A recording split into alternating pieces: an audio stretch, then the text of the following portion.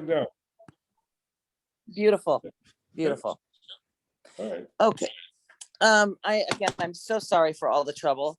I hope that people find their way. So we will dispense with all the normal commercials that I have while we get people started. And I will, since we are already late, I will start by saying, hello, my name is Charmaine Darmore. I'm your Diocese Antiochian Women's president, and clearly I have some computer issues. Not sure what happened, but we're finally going, thank God. I'm so happy to introduce our guests, Father Herman and Kh Fields. They are in Saskatchewan, Canada. And it's so lovely to have you with us. I just realized that I have your bio on my phone screenshotted, so it would be easy. Let me see if I can find it on email versus on my computer instead. And so let me tell you a little about how we found out about their very fascinating story and how we came about asking them to be our speakers this month. In March, Antiochian Women's Month, of course, we had we did the Kh spotlights in the different dioceses. And as we did that, one of our featured Khs in the for the Prairie Deanery in our Canadian parishes was Kh Anna, and I was totally fascinated with her story. And so we had a conversation, and I asked if she would be willing to share their story, and they kindly and graciously agreed. And when I spoke to Sadna, he most kindly gave his blessing. So here we are. Kh Anna was born and raised in, now let's see how horribly I pronounce this, Göteborg, Sweden. She has a twin sister. She loves baking and singing, and most recently is trying to master the art of making macaroons. Okay, I can barely make a box cake, so more power to you. She worked as a dental hygienist in Sweden for 12 years. She met Father Herman in high school. They got married in 2000 and have 2 children, and she became Orthodox in 2012. Father Herman was born in Indiana, one of the states I drove through on my way from California to Ohio, which is where I am right now. Has a Bachelor of Arts in Theology from Oxford University in 2001. He worked in IT 2006 to 2019, but I was obviously a lost cause, couldn't get my problem solved tonight. St. Stephen's course finished in 2013, and then went to St. Vlad's and graduated with honors with an MDiv magna cum laude in 2019. Father Herman became Orthodox in 2006. He also writes icons, and he loves singing. And he was an exchange student in Sweden, and that's how their story begins. So I will stop talking, and I will just sit and listen and absorb it all. Okay. I don't know if there's questions. I guess at some point we'll have to stop and ask for questions. I'm going to ask everyone to please mute yourself so you can hear Father and Kh Anna. And if if they would, and that way they can tell their story, and we'll have to pause for questions. We'll do a question break at some point, because this is obviously a different format than we normally use. Sure. Okay, now I'm really going to just sit and observe. Well, I want to say thank you, Charmaine, for yes. I'm so sorry. We normally start with an opening prayer. I'm sorry. Would you open us with prayer, Father? Sure. Christ is risen from the dead, trampling down death by death, and to those in the tombs bestowing life. Christ is risen from the dead, trampling down death by death, and to those in the tombs bestowing life. Christ is risen from the dead, trampling down death by death, and to those in the tombs bestowing life. Through the prayers of our holy fathers, of Jesus Christ, our God, have mercy on us and save us. Amen. Amen. Thank you. That's right. Yeah, I wanted to say thank you so much for inviting us, because I know how important the work is for the Antiochian women, and it's really an honor to be part of your. I know that you guys do this regularly, so it's really an honor to us. And we're new, both to the Diocese of LA in the West, and also kind of new to the Antiochian Archdiocese in North America, which we'll find out how we lived in Sweden. But anyway, it's nice to get to know you a little bit and be part of your work. And you gave us this introduction. We have sort of some pictures and PowerPoint and stuff to share. So if it's okay, I think I'll try and share that, and then sort of as what we're doing. Does everybody, you think you can see our PowerPoint thing there with Orthodoxy in Sweden? Great. Okay, so we start here by going to the next screen. This is a map of Sweden, and we lived in a city called Göteborg, Gothenburg. It's the second biggest city in Sweden on the west coast there. And Anna was born and raised there. And yep. And we thought we'd talk about a little bit about so the invitation was to talk about the Orthodox mission in the Lutheran country of Sweden. And the Lutheran Church was the only church in Sweden from the 1500s, and eventually, they started to get religious freedom. But it is the church that formed a Swedish culture from the Middle Ages onwards. And Anna was a member of the Church of Sweden, grew up around it, and yeah. So it's an interesting story that a long story that I will try to make short. Basically, my parents actually left the church that at the time was kind of the state church, and you kind of just automatically belong to it. And they left right before we were born, and still decided to put us in a small Christian school when we were 7. So that is how I grew up, like in the Church of Sweden. It was through school. We had morning prayer before every lesson each morning, and we had a bigger gathering, morning prayer on Friday mornings in a church like 3 blocks from the school. So that's kind of how I encountered Christianity, basically through the school. And the reason for putting us in that school, according to my parents, is that they just wanted us to make the choice ourselves whether we wanted to be Christian or not, basically. That's the explanation I've had. And in my experience growing up, the Church of Sweden was a very genuine, warm community.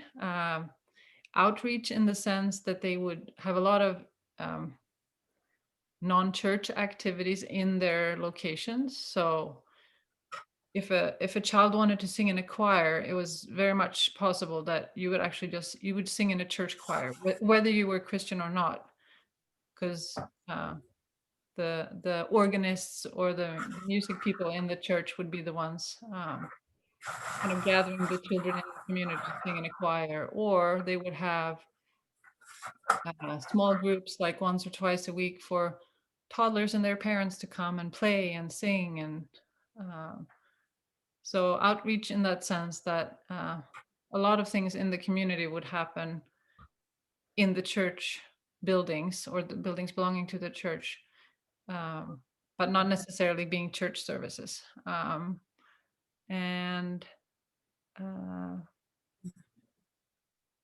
Lutheran Church has, similar to the Catholic Church, confirmation.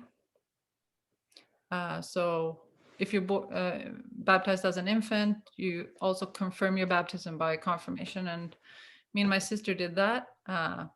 But because we were not actually christened, baptized as babies, we were actually baptized about a week before our confirmation service in the ocean.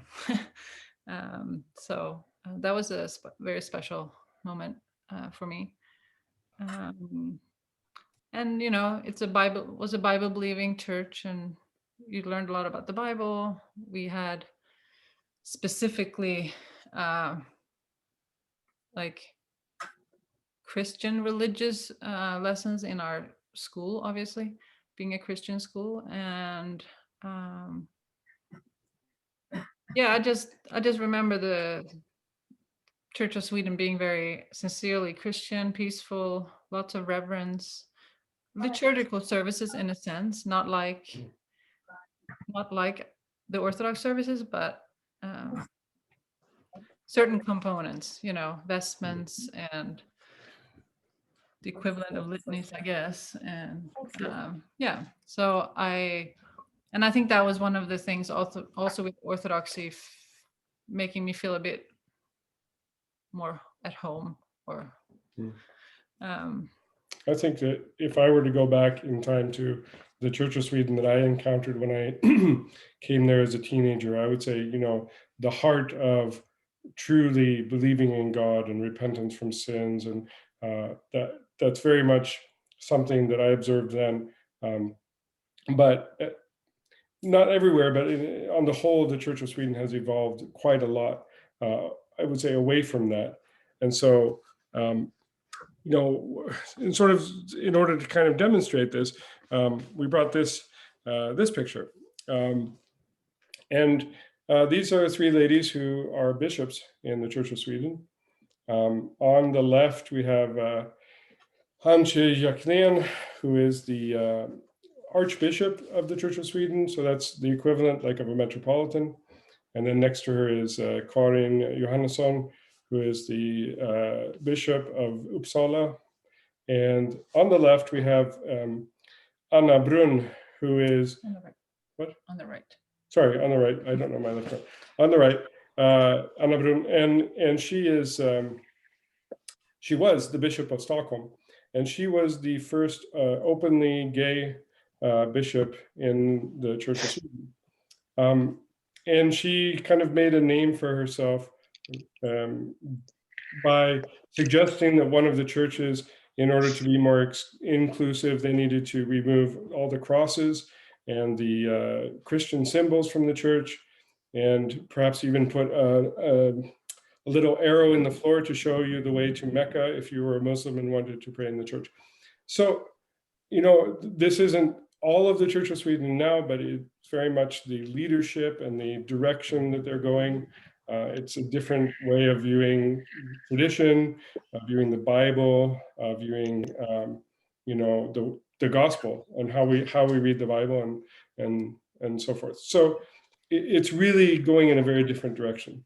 And you know, the statistics kind of speak for themselves. Over the past 46 years or so, 50 years, you know, it's very much declined. A lot of rural churches closed, and so forth. So what happens if you are a Christian who is in the Church of Sweden and you really truly believe that Jesus is your Lord and God and Savior, and you read the Bible with humility and so forth, is you feel completely homeless. And so somebody has their mic on. So if you press mute down at the bottom left. Yeah. So for example, the person who's now the priest in our parish back home, Father Michael, he was studying to be a priest in the Church of Sweden. His father is a priest in the Church of Sweden. He went to university, he got his master's, and he met this sort of wall, because you cannot be ordained if you're not willing to serve next to female priests, and if you're not willing to serve together with gay priests, you can't be ordained. And he had put in all this time and stuff, and that it didn't matter. And there he is, homeless. I was never part of the Church of Sweden, so it wasn't as much of a personal disappointment. But that's really what a lot of the people who come to the Church of Sweden, or to the Orthodox Church in Sweden, and not that many, but they really feel abandoned by their church. And a lot of them, of course, become Catholics because the Catholic Church is more visible. But in Sweden, I had already become Orthodox in a Serbian parish, and I knew Father Michael and his wife from our old church, and they had been studying reading books by Callistus Ware and the Church Fathers, and they were given a blessing from the Antiochians, actually from the Antiochian Metropolitan of Paris, who is now the Patriarch, given a blessing to start a little mission, which they did in their house. reading a reader's Vespers. He was a layman, I was a layman, and we just read a reader's Vespers, and that was the beginning of our parish life. And we would gather in the kitchen, Father Michael and his wife's kitchen, and have our coffee hour after our reader's Vespers. And his curia is taking the photo here. So it's 5 people in the parish, including our next one. That's our daughter Juliana, who is now 14. But we started very little and doing the little that we could, the little that we had. So we had to show some pictures. That's at coffee hour too. She really liked coffee hour. So I want to tell you about how little we had to go on as Orthodox. And all the things that you don't have when you're in a mission in Sweden.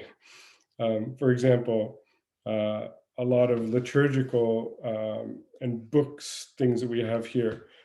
We never did an Akathist in Lent in Sweden because there is no Akathist book. Maria Anna and I have been translating, finished a translation into Swedish with just like the Antiochian American Akathist book with music and stuff. It didn't exist before. And other things like we didn't have a bishop in the same country who spoke our language, no conventions, no teen soyo, no summer camp. Me and Father Michael, we did the St. Stephen's course, and we go to the Antiochian village and we looked around. Oh my gosh, this is amazing. Never had anything like that. We started out 0 liturgical objects, censer, discos, nothing, absolutely nothing. No altar gospel. They still don't have one. You can't buy an altar gospel in Swedish with all the verses like you have in English. It doesn't exist. So, and you can't order vestments in Sweden. There's no Holy Week book. The first time I went to bridegroom matins was in seminary. The first time I even heard of it was in seminary. And I've been to a few of the Holy Week services in Sweden. There's a small monastery nearby. But these are all the things that we've discovered here. We didn't have them. They don't exist, or we couldn't afford them, or we didn't know about them. And one of the reasons for this is, obviously Sweden being a Lutheran country, not Orthodox. Orthodoxy has come to Sweden with different waves of immigrants, maybe starting in 1950s, 20s, 30s, maybe. Like big immigrant wave in the 60s from Greece, Yugoslavia with the war there, the war in Lebanon. Lots of Syrian Orthodox from Iraq and Turkey, and the Syrian Orthodox, non-Chalcedonian, that's the biggest Orthodox church, and then the Serbian, Egypt, Ethiopians, Eritreans. So anyone you want to turn to maybe for guidance or help, they're not doing anything in Swedish, so they can't really be of much help in one sense. They're created Orthodox maybe, and they definitely have a spiritual maturity, but like it's hard when the liturgical language isn't Swedish. So we were kind of starting out, kind of fumbling in the dark. We were reinventing the wheel, kind of. Yeah, in one sense, because we didn't have anyone to guide us in Swedish, or knowing the terminology in Swedish for different services. Or we had a priest from Northern Ireland who was kind of a spiritual mentor for us, who came to visit us once every year and a half, 2 years or something in the beginning. So we really had very little. But we started after we were praying for a while in their apartment.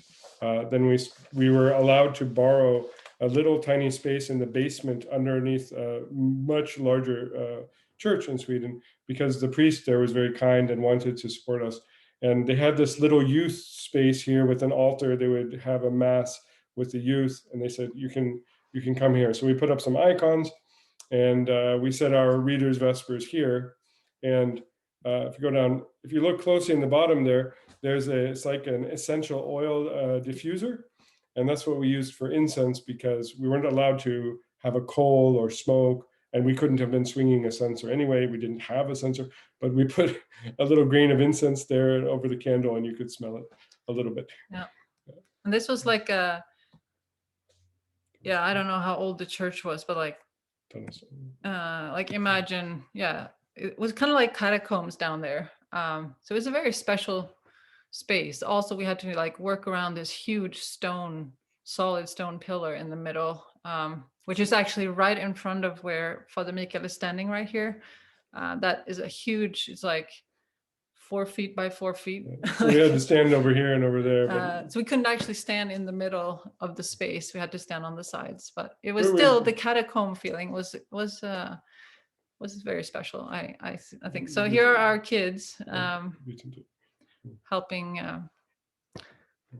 holding candles when he's reading the gospel. And this is a Bible, well, we don't have the Orthodox study Bible in Swedish, but a Bible in Swedish that Father Mikael made a cloth cover for, and printed paper icons and put on the front of it to make it look a bit more liturgical, I guess, or fancy. He was given a special blessing, by the way, to read the gospel at our Vespers. Even there was no priest. We didn't have a priest, but that's why he's reading. And that's our son and our daughter. They're holding the candle for him. But I want to point out on the bottom right, we wanted to light our candles, and so we made our candle holder. It's a bread pan with sand in it to put the candles in. And when that really worked well, we got another bread pan that's over on the other side to put our candles in. So slowly our worship space is sort of evolving a little bit. We were visited, the gentleman second from the left his name's David, and he's from India. And maybe one of you knows him. He lives in California now. But he came to Sweden with work from India, and he looked us up. One of the things we did do well, which none of the other churches, was to have a website and put ourselves on Google Maps, and he found us and he came to visit. And he said that back in India, there was this church plant just like ours starting up in Bangalore. And we said, well, we have to send icons home with you, because this is sort of when you're growing up and you get to like the point where you get your driver's license in terms of a new church, you've reached some sort of maturity when you're able to bless others and to share. This is, the meaning of having anything is to share and to bless others. So really, really happy we were to send icons home with him. This was our new coffee hour. Yes, in the new space. And as the years, this is maybe 1 or 2 years after, we moved from the basement. We were able to move from the basement of this church to their next door.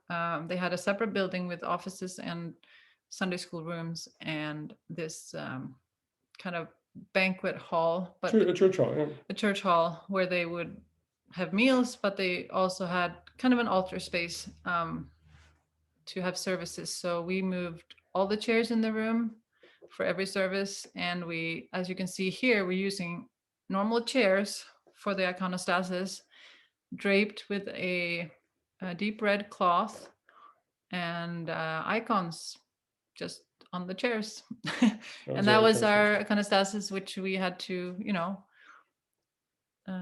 put up every time before the service, and then pack it all up after every service. So being a small church, you have to do much more work, and there's fewer of you. So if you don't show up and do the work, the people who do really notice it and wonder why aren't people helping. But it's thank God we worked hard, and eventually people they come to be more and more part of the community and to share the work and stuff. Sorry, I'm going to go back here. In the center here is Father Sean, a priest from an Antiochian parish in Stockholm. And we would basically only have liturgies once a month, and we would have to pay for him to come on the train, stay in a hotel, and serve liturgy. And we did it on Saturdays, I think. Yeah, always on Saturday. And that was the only way really we could have liturgies. So And we used up basically all the money that we had to do that. So we never paid Father Michael a full-time. They still aren't able to pay Father Michael a full-time salary. But when you're small and you have to bring in the priest from the other side of the country, that's all your money that you have. So yeah, and this is like 2014 or 2015. So here you can see that Father Michael actually finally he was ordained deacon. So he's a deacon. And we were the choir, basically, the two of us. And sometimes only Father Herman when I had to attend to the kids. So that was the choir. And Father Michael and I worked together to make the binders with the Swedish music. I would work on it. Anyway, we sort of made the equivalent of a Kazan book or something with, but we didn't have all the week-to-week troparia or the stikirat, Lord I call. If we were going to have that, we would have to translate it from scratch. We just had the backbone of the services. And our coffee hour evolved to the next step. And we were a few more people in the parish, catechized, some people. A number of people. A number of people. We had, for a few years, we had like 3 or 4 catechumens every year, which we felt were quite a lot, actually. And the kids entertaining themselves. This was our Sunday school, our church school. Yeah. So we, when you don't have a lot of stuff that you can sort of do yourself, to buy, then you end up doing it yourself. So, for example, in this picture, we see the little kids holding the gospel. By the way, we didn't really have altar servers, so just to hold the candle, both the girls and the boys could do that. But those candle holders, processional candles, were made by Father Michael. He made them in his father-in-law's workshop, and he painted them himself. And you can almost see over on the far left by that tall white candle. It's hard to see, but there's the censer hanging from a stick, like what you hang your censer on. He made that from also in his father-in-law's workshop, and we had something to hang the censer from. And the censer, we were given the censer, I think, and we were given a set of a communion set. Discos, chalice, spoon, the covers, everything. We had to be given because there's nowhere to buy, and so God provides. When you show up and work, and we did have many faithful, very dedicated parishioners, and everything we felt very, very rich, actually, in terms of what we had at this point in time compared to how it had been earlier. So the fact that we could pull off a liturgy and that we could have it often, and our own, we called Father Michael at this point sort of the leader of our community. And Father Jean, by the way, he's from Lebanon originally, he recognized this community is being led by Father Michael, but he's a deacon right now. And so Father Michael was given a blessing not only to read the gospel, but to preach. And he came out with the communion to commune, and as much as possible allowed him to be, and then eventually he was ordained priest. And here he is working on, so when you have icons on chairs and you're an adult and you want to kiss them and they're like this, and it's hard, it's sort of awkward way down there. So we looked around and we said, oh, the other Orthodox churches, they have them up here on the, where you can kiss them up high. So he made one and he's painting it with flowers. And that's what you can see on the right there. It's kind of rickety and homemade, but we had an icon up here. It's fantastic. But we put one down low for the kids down there. Started to have more and more kids coming. And here we have not only the processional candles, but a processional cross on the right. And then Father Michael's son has an altar boy robe. I think that Father Michael and his wife made that, but I'm not sure. But he made the processional cross also. So this is going back in time before, like a few years before, but you can see that we brought over a priest from Northern Ireland, and we set up our iconostasis even more basic, just some icons on chairs. And if you look in the middle, go to the next picture, we have all these little tiny icons sitting on the steps, because it's hard to prop them up on the back of a chair, between the seat and the backrest, they fall over. And we bought these at a conference, an Orthodox conference in England when we visited. But what are you supposed to do? They sort of fall over. So we made these two boards that Father Michael did this. He glued them on and sort of made this kind of mosaic, and then he painted them to make them beautiful. And children can go up and kiss and reverence the icons there. But this was part of our iconostasis, our growing iconostasis. So, and this one, by the way, we have it right here, is our own press. This says daily prayers is what it says there. And it was, morning, evening prayers. Morning, midday, and evening prayer. Father Michael, I think he found it on the American Archdiocese. Yeah, he based it from the Antiochian North American. Yeah. And so he assembled this small prayer book, and then you can see there to the left, the binding of the papers. He did that with a sewing machine to keep the pages together. Charmaine wants to say, probably to tell us that we need to wind up or something. No, not at all. Not at all. My question is, Father, you're American by birth. You're from Indiana. Yes. And you went as an exchange student to Sweden, and then you're translating into Swedish the hymns. How did your Swedish become so? I mean, that's like an incredible amount of Swedish in a short amount of time. Oh, but it wasn't a short. I mean, I lived there for 15 years total, and longer than I ever lived in the U.S.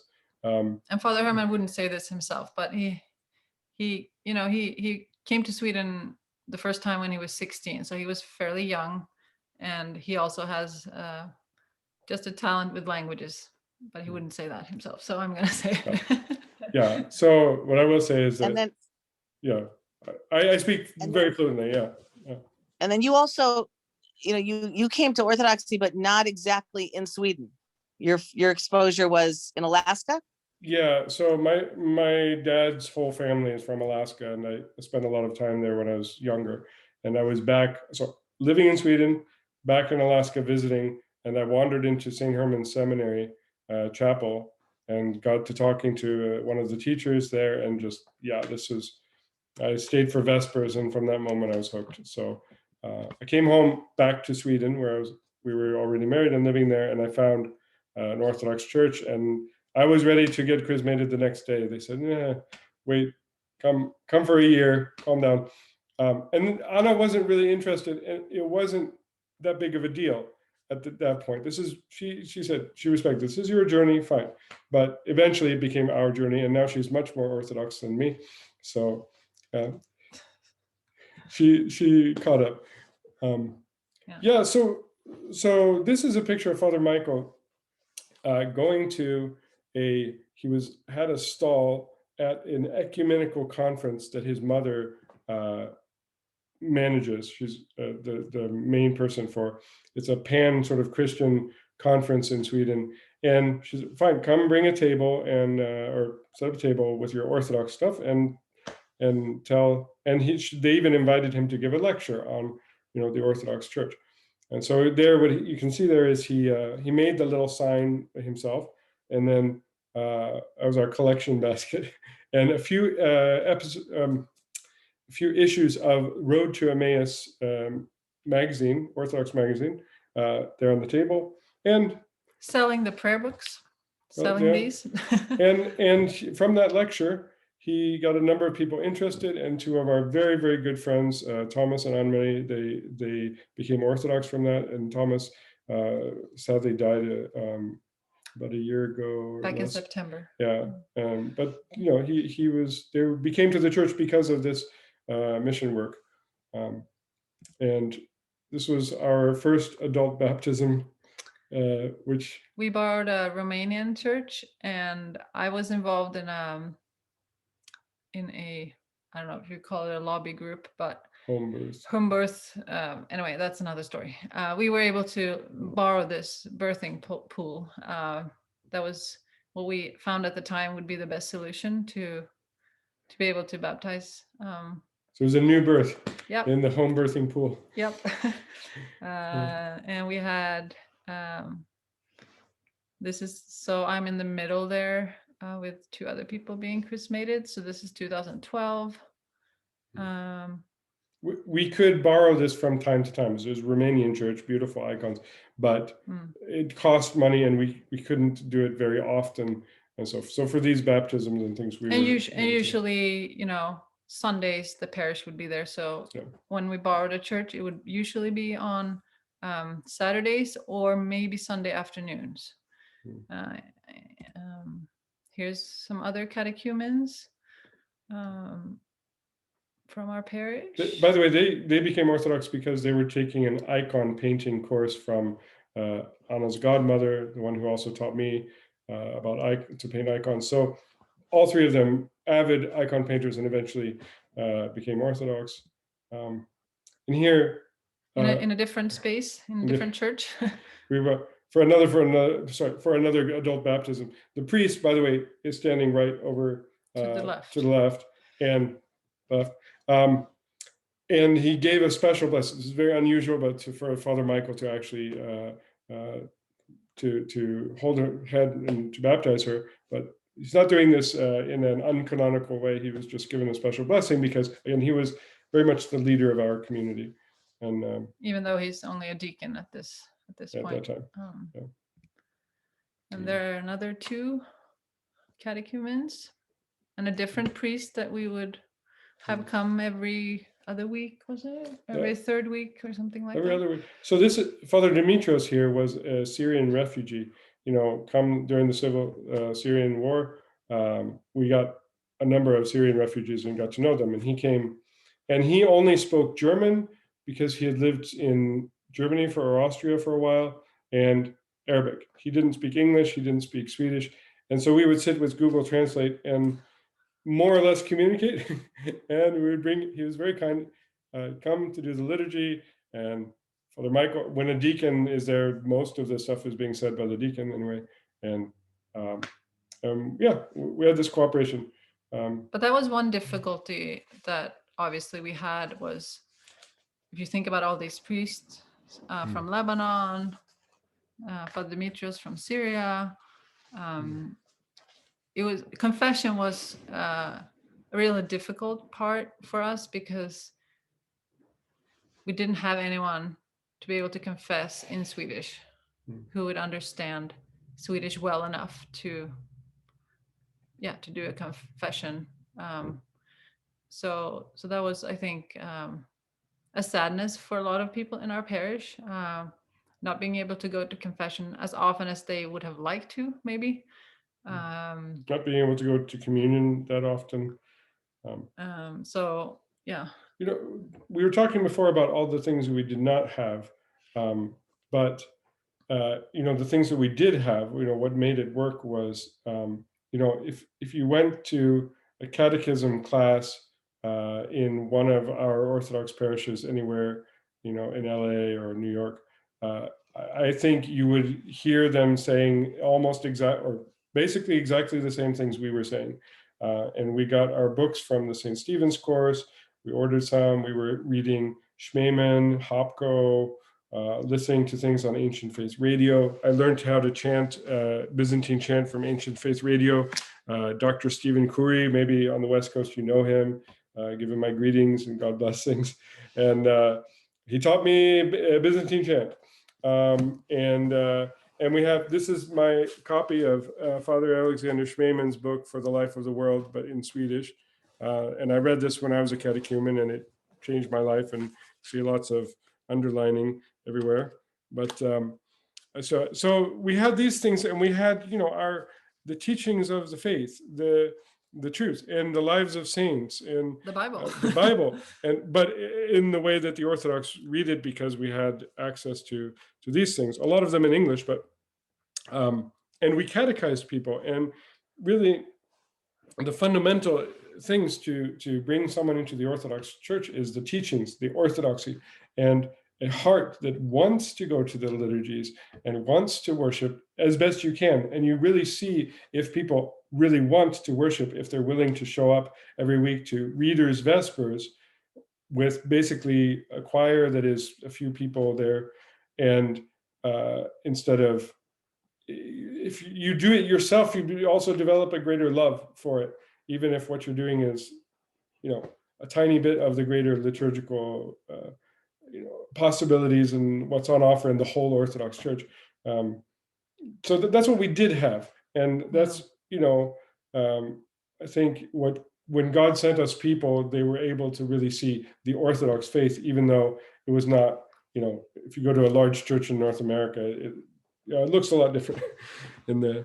And we had a lot of interesting encounters on our journey. So we started the parish 2010, and then obviously we left when we left for seminary in 2016. But over those 6 years, we had quite a few puzzling experiences, and basically people being a bit suspicious, like, are you really legitimate Orthodox? Like, I've never been to this kind of service. Reader's Vespers. Like Reader's Vespers. Why don't you have a priest? What's that? Yeah, like, where's the church? Well, where's the priest? Or, at the time I don't think we, at the time we felt rich and we felt like we did what we could, but now looking back, I think I can in some ways understand their puzzlement and questions, having been on the other side of the fence of, parishes who have a building, who have icons painted on the walls, who have all the cloths and the vestments and the, censers, and on the surface, it looks like it looks different. Not looks what like you they used made it to. up, or it was, Yeah. a kind of pretend, or we had, I had many Russian friends. I kind of sang in a Russian choir on the side, and I said, "Oh, I'm, we have this Antiochian church, and you're becoming Syrian Orthodox. Like, do you know they're not, like, they're non-Chalcedonian? No." So that's also, there was no Antiochian church presence in Sweden. Ours was the second parish to really be a parish. The one in Stockholm to form and be a parish was like a year or two beforehand. The many Lebanese people who came in the 80s had not formed Orthodox churches. Many of them are Orthodox, but they came to us after a while when they began to trust us and get to know us. Yeah. And then all these Syrian refugees also, a number of them found us, and they could see, okay, this is the real deal. This is okay. They could begin to come and participate. Yeah. So Father Michael, yes, Charmaine. So has that wave of immigrants helped grow this indigenous Antiochian church in Sweden, for lack of a better description? So I would probably say no, because of the fact that The language. I shouldn't probably say no, just in general, no, but we have the language thing. Like, most other churches would not do much, or if anything, in Swedish. So it's hard to ask someone who doesn't barely speak English, like the priest, to celebrate the Divine Liturgy in Swedish. To sit here and read the prayers and the trip over his own tongue. It's a big ask, and until you get local people ordained and so forth, it's difficult. And also for the people who are, learn enough Swedish to get around to sing and to chant, but some came and joined us. And there's, again, the Syrians were new, although they learned Swedish much quicker because the Swedish instruction for immigrants was so much better in 2010, 12, 13 than it was back in the 80s and 90s when all the Lebanese came. And so the Lebanese had been there longer and they learned Swedish already.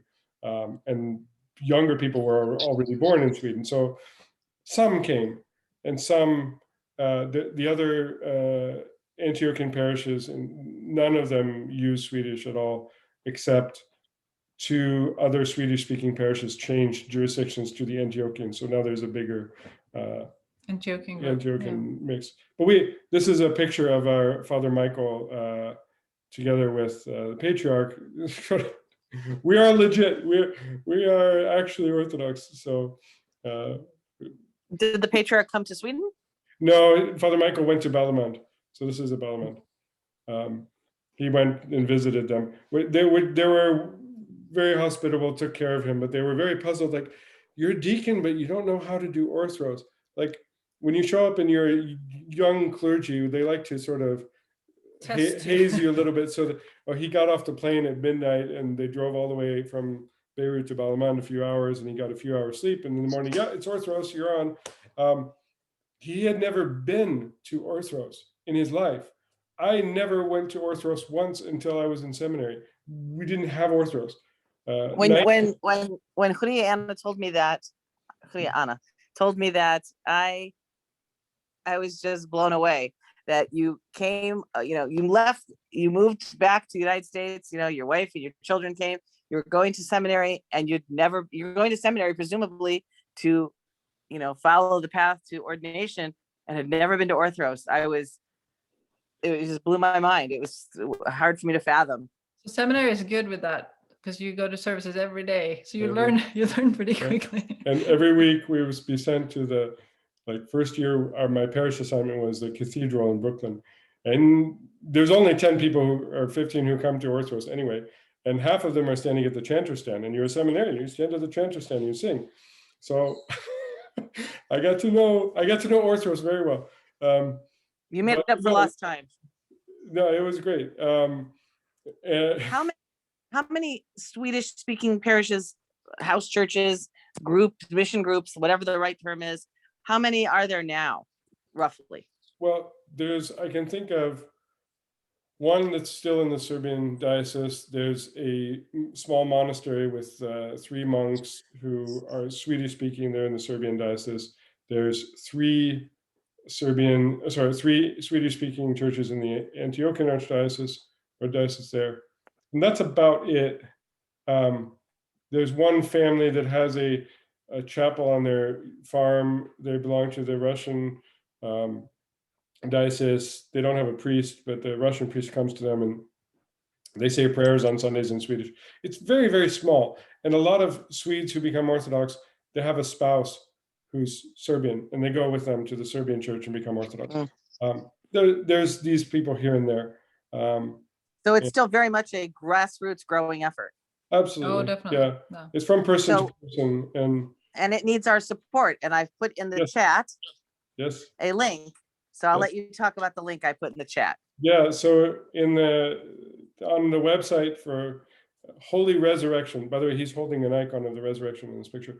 And on their website, if you scroll down a little tiny bit on the right, there's a little donate button. It says donate in English. And that's a button to make a donation through PayPal with a credit card. And they would very much appreciate. They didn't ask me. I want to ask you to consider supporting their work. Father Michael receives a 1/4 of a full-time salary. He works otherwise at driving a forklift at a warehouse. He does a podcast series. He is Ancient Faith Radio in Sweden, one priest with one podcast series. And he does that, and he gets sponsored by, there's a very small Orthodox press in Sweden, and he gets sponsored. But basically, he provides, him and his wife, who is on the blonde lady holding 2 children's hands on the left, that's Frida. She works full-time as a teacher, and they get by. So any way of supporting them is a big help to their whole community. We decided from the beginning, whereas a lot of immigrant communities, not just immigrant communities, but they pay their priests under the table because you save so much money by not withholding any taxes and not making it sort of official. And we said we refuse to do that. It's short-term thinking and it's illegal, and absolutely we refuse. So we said from the beginning, we will pay taxes, we will do it by the book, but that means we have to do all the more to support them. And we also said that we're not going to talk about membership fees. We're not going to have special fundraisers. We teach tithing. It's in the Bible. We need to tithe. We need to support. And this was a new concept for some people, and for some it's an old concept, and we encouraged, and it's much more sustainable. So it's slowly growing, but they would very much benefit from your help and support. And Father Mikael does the podcast. He has translated 1 or 2 books, I think. More like 3 or 4, or maybe more. One by Father Tom Hopko, I think, and one by Father John Meindorf, a few of these into Swedish, and he does a lot of as much as he can with 3 kids, and at this point he has 3 kids, small kids, and his job on the side, and so this picture is the parish, what we looked like right before we left, and right in front of Father Mikael holding the icon is the lady in blue. She's the icon painter, and Teacher. my teacher and my godmother, Katarina is her name. But anyway, this is kind of these are the people who regularly came to liturgies when we had liturgies, around 2016 when we left. So well, before you change, I'll just point out this. It shows how our community grew to be more mixed. So on the far left, the guy in the gray sweatshirt, his parents are from Cyprus, and his wife is standing next to him. We baptized her. She was Iranian, from Iran, and next to her, the guy in the dark blue sweatshirt, his name is Imad. He was a Syrian refugee. He came with his fiance and her parents and lived in a 2-bedroom house first when they got there. And he came this was, when you've lost everything or moved away from everything, to come to church, it's your new home, away from home. And he showed up as, you sound just like back in Syria, the same, it's the Byzantine music and everything. He was very happy, and he learned Swedish very fast. And he was a regular. And in the back row, I'm the one kind of looking over at people's heads, and to the right of me, there's a lady with long blonde hair. This is Jeanne d'Arc, Lebanese. I think she came to Sweden when she was a child. And her husband is beside her. So they're both Lebanese. Her husband's a Syrian Orthodox. She's Antiochian Orthodox, and they started to come more regularly. In the middle and the front, you have a little bit shorter people, mother, 2 children, or 3 children in front of her, and her husband's in a striped gray sweatshirt. They're also from Lebanon. They're also one of these families that's been in Sweden a longer time. They found us. They started to come really regularly with their kids. The lady who's squatting down with her baby there, she's from Lebanon, and she brought her parents to visit, and they're over on the far right. And the boy in the striped shirt and his mother is standing just to the right of him. The lady is a Huria, and her son from Syria. They didn't speak any Swedish at all, but she's a chanter, and so she would come and chant part of the service in Arabic, and the next thing we would sing first antiphon in Arabic, second antiphon in Swedish, back and forth like this, because it's a big blessing to sort of share. This is your home too, even if you just came, even if you just arrived.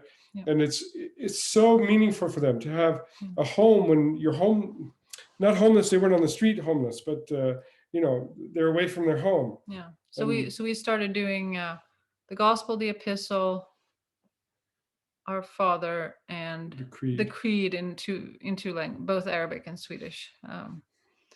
When we had more people speaking Arabic, and especially for the people who just got off the boat, so to speak, didn't know any Swedish. But at the same time, the ones who had been there the longest, they're really, those who came to us were very happy to go to somewhere that spoke Swedish, because their kids don't speak much Arabic. I mean, I imagine many of the people watching right now, grandma speaks Arabic.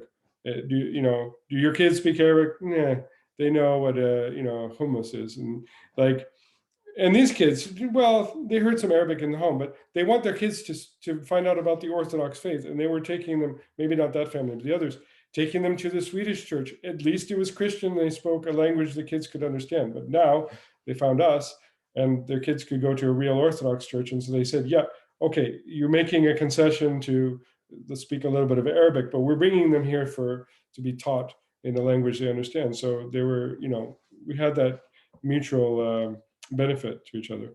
So, and this is the parish council when we left. Parish council, in essence, was me and Father Michael most of the time. But here, we have, so here we have, the Father Jean, who's looking very stern, but, and Imad from Syria, and Jean d'Arc from Lebanese, Swedish, and these other from, so we're a mix, and this is our first time having liturgy on Pascha, right before we moved here. Yeah, Pascha 2016.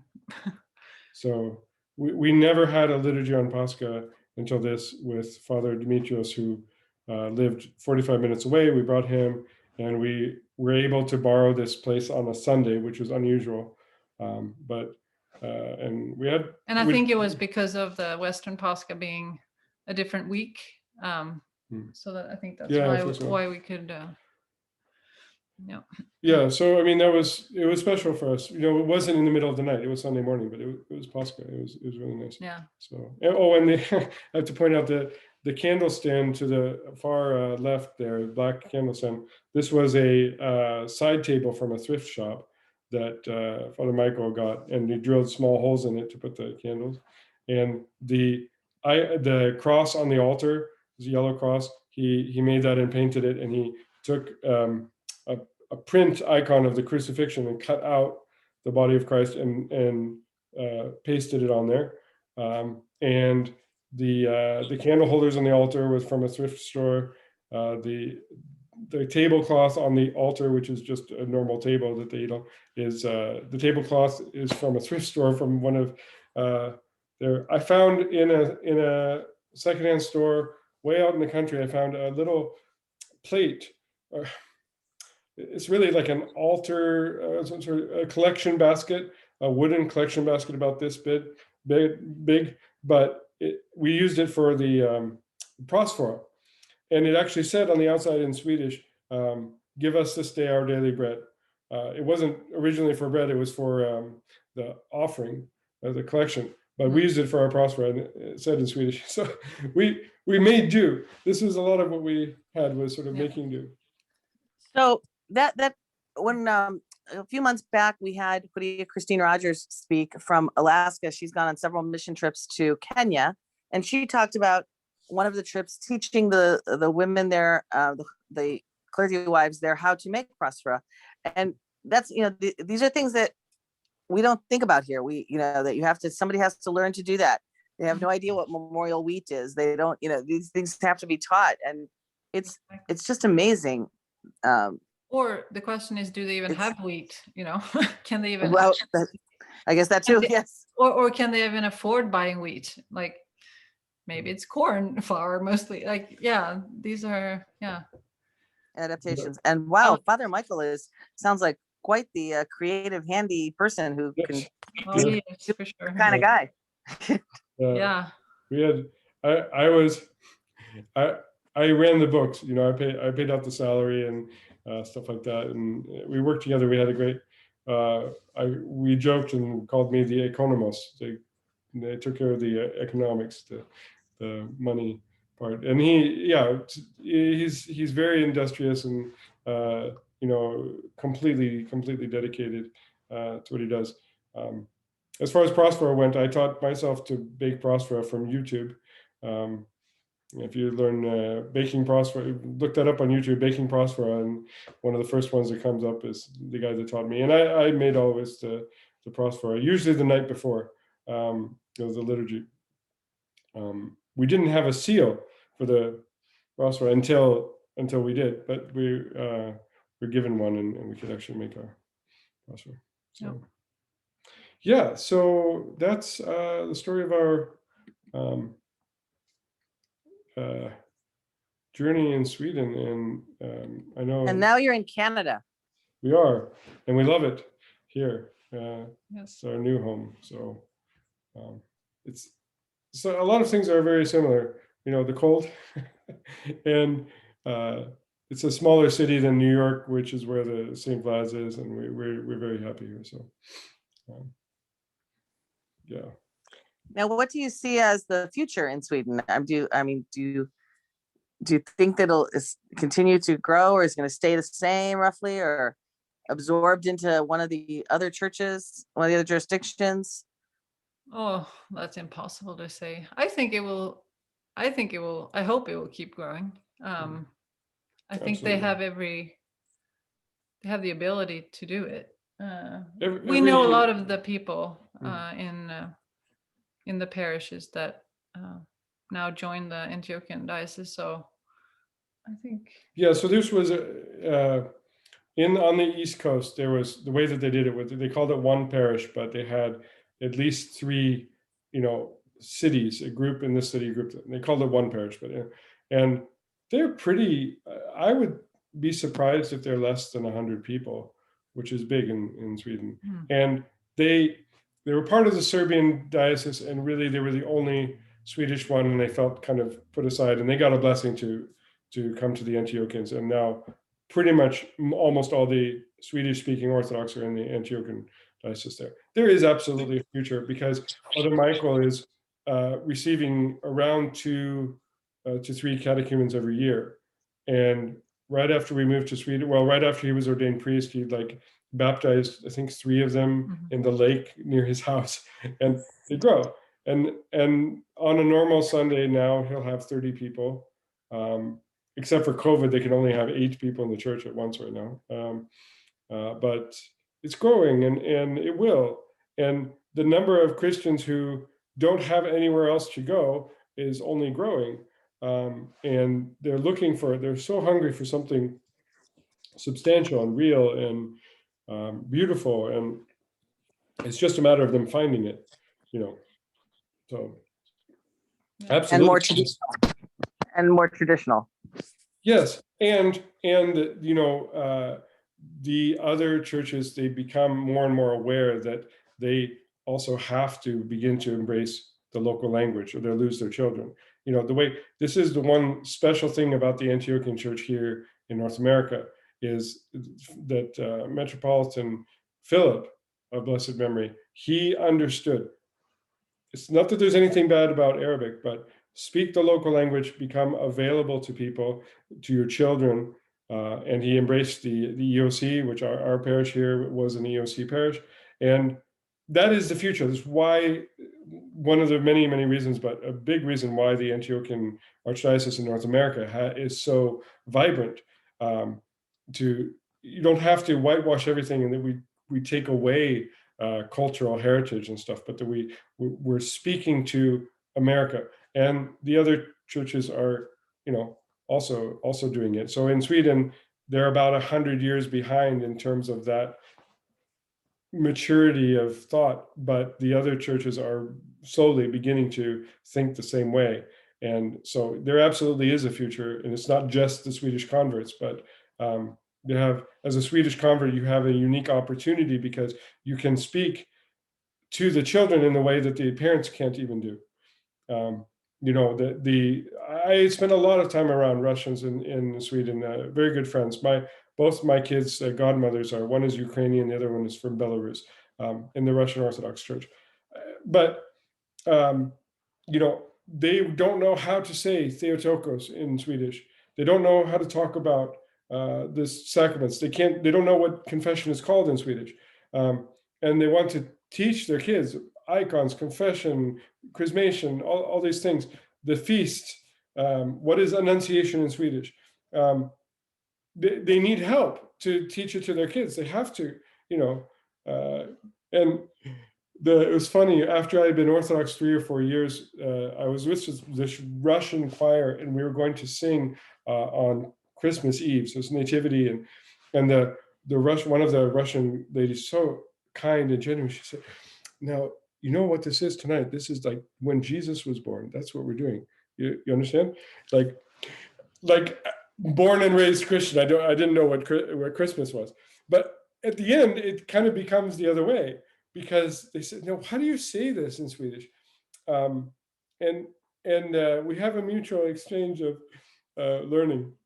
I needed to learn apparently what Christmas is, and I think at the end of the day, some of them learned the Swedish terminology for Orthodox faith. So, Yeah.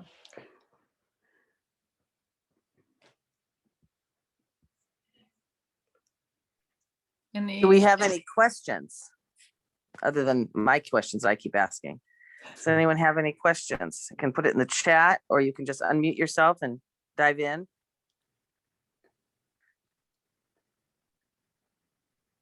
I guess all their questions were answered.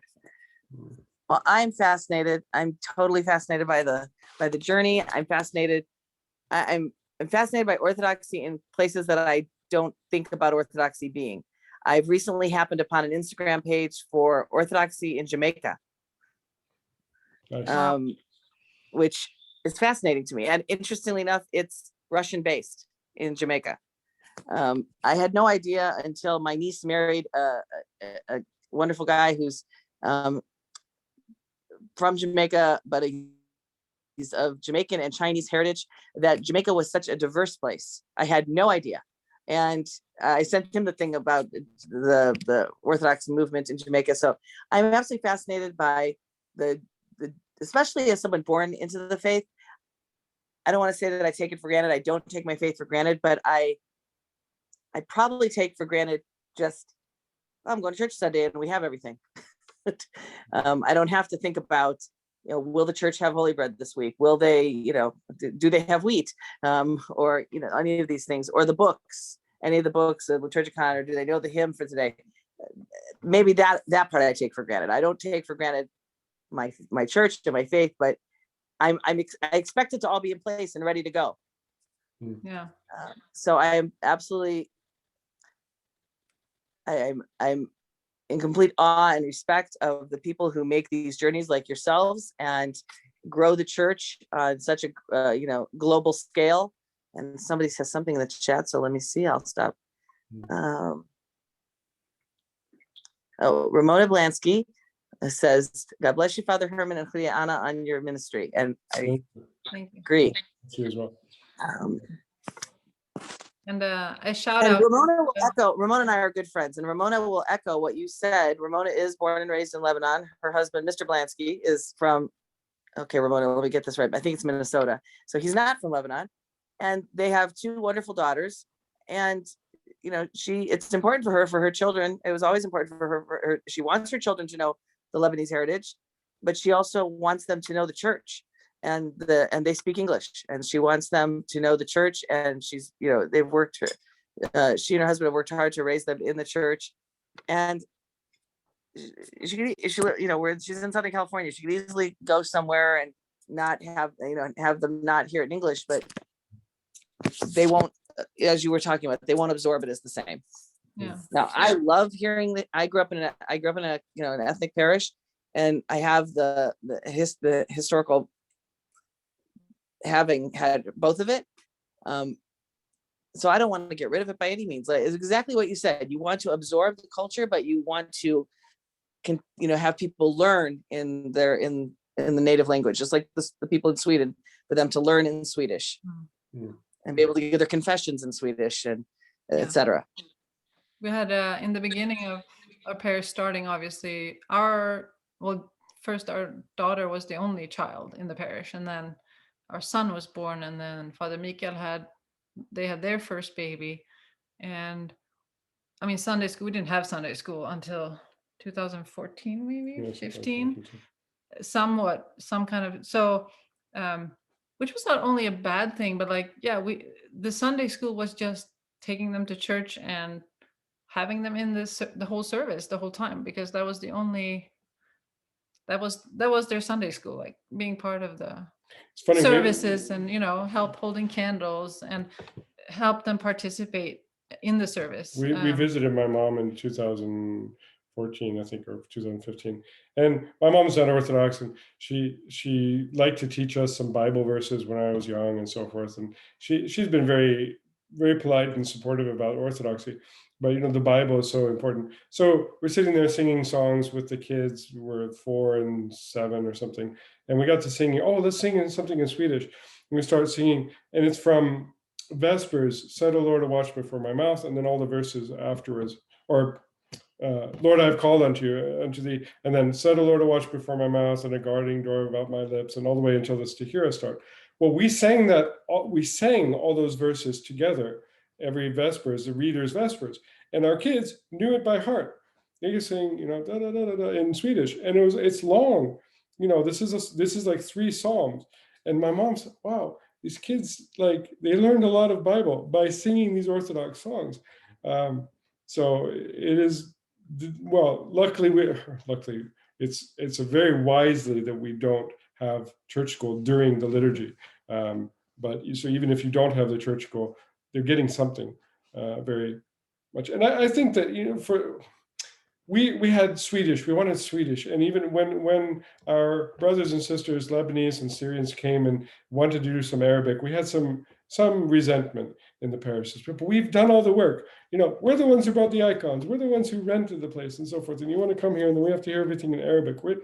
But we learned that it was a real blessing to us when, especially the Syrians came. They had a refuge to come to. A home that's their home, and their kids understand. Their kids can talk to other people and they can be normal and not outsiders and not strangers. And it's very important to provide. It's a blessing, if you happen to be like we were the ones who lived there and we had the resources and the so forth. It's only from God. It's all from God, but the reason He gives it to you is to bless other people with it. The reason we had all of that and that we had been enabled to do that work was in order to bless the people who were sent to us. And sometimes, the people who are sent to you, they need a refuge where their children can feel like they're normal and people accept them as normal in a society that perhaps is a bit intolerant. And so we grew in that understanding that yes, we need Swedish, that's our ministry, but our ministry was also to minister to these various needs in various languages and to share. We had to learn how to share. So it was good for us to grow like that. Yeah. You're getting lots of very kind greetings here on the chat, so thank you all very much. Thank you, Julia Aranda and Lewis. Julia Kyra, is that how you say it? Kira Lewis, yeah. Kira. Or yes. So this time we can't hear you, Charmaine. Maybe you need to unmute yourself again. Yeah. Oops. Yes, sorry. I forgot I have 2 things going on to make sure the sound is working. So yes, it's Kira. You saw the comments from Julia Kira and Julia Randa, and then again from Ramona Blansky. And we're all grateful that you have shared your story with us and this journey and educated us about Orthodoxy in Sweden. I'm really very sorry for the technical problems, and we will put this, Father will send the link to me, please, and we will put this on our Facebook page, and then more people that probably got lost in the shuffle will be able to view. And we'll also do a post that will include the link on how to support the mission in Sweden for Orthodoxy. And again, I want to thank you very much for your time. We really appreciate it. I'd love to say I'm going to get to Saskatoon someday. Yep. You're very welcome. Yes. But I do see you sometimes on live stream. So. Oh, good. Yeah, I'm glad you can. Yeah. They say here in sometimes. Saskatoon, it's the end of the road. It's a good place to come, a good place to end at. We hope we can stay for a long time, but yeah. Thank you. Thank you so much for having us. Yes. Thank you so much. Okay, good night all. Good night. Good God night. bless. Yes. Bye. Good night.